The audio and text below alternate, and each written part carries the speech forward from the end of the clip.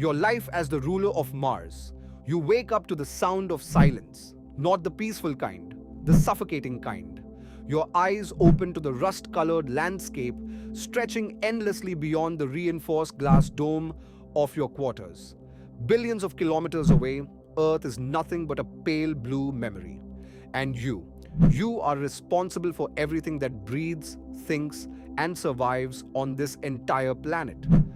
But here's the question nobody asks the ruler of Mars. What happens when you realize you're completely, utterly alone with that power? Welcome to LifeSwift. Today we're exploring what your life would actually look like if you became the supreme ruler of Mars. The weight of your position hits you before you even leave your bedroom. You're not just a leader, you're a god in human form to the 847,000 colonists who depend on your every decision. You step onto the observation deck, and the gravity feels different than it did yesterday.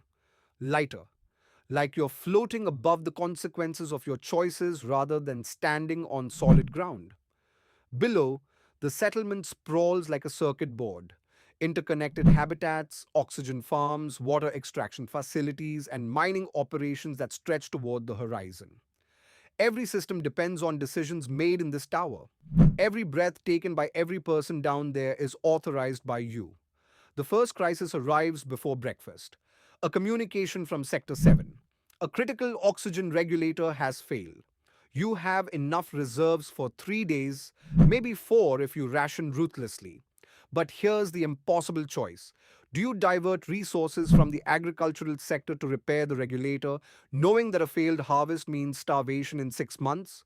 Or do you let the people in Sector 7 suffer now, hoping the repair team can fix it before the reserves run out? There is no right answer. There never is.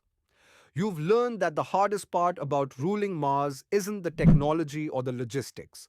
It's that every single decision you make saves some lives while potentially destroying others. You call an emergency council meeting.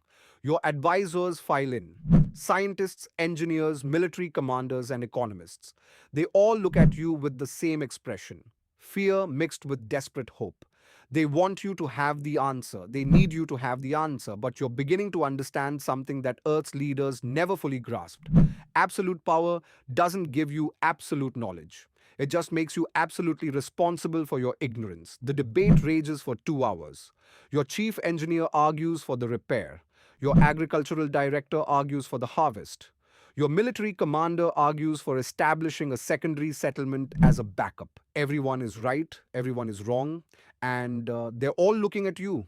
You realize in this moment that loneliness isn't about being physically isolated, it's about bearing a weight that nobody else can carry. You can delegate tasks, but you cannot delegate responsibility. You cannot delegate conscience. You make the call, repair the regulator, but reduce rations across all sectors by 15%. It's a compromise that satisfies nobody, including yourself. But that's the pattern you're learning. Rulership isn't about making everyone happy, it's about making the least terrible choice available and living with the ghosts of the alternatives. Days blur into weeks. You're making decisions about everything. Should you expand the colony northward toward those ice deposits or consolidate what you have? Should you open trade negotiations with the independent mining corporations or maintain strict government control? Should you allow the underground resistance movement? Yes, there's already a resistance. Even though you've built this civilization from nothing to operate or crush it before it gains momentum. You haven't slept properly in 43 days. The real turning point comes when you discover something that changes everything. Your scientists have detected signs of microbial life in the subsurface ice. Life. Actual indigenous Martian life.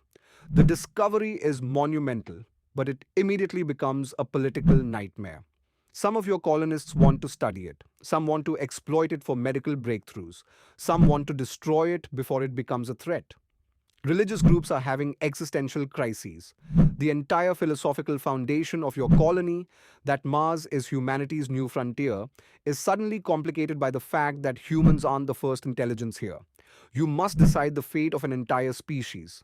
You, a single person on a planet 225 million kilometers from the nearest oversight or appeal. But something shifts in you during those sleepless nights of deliberation. You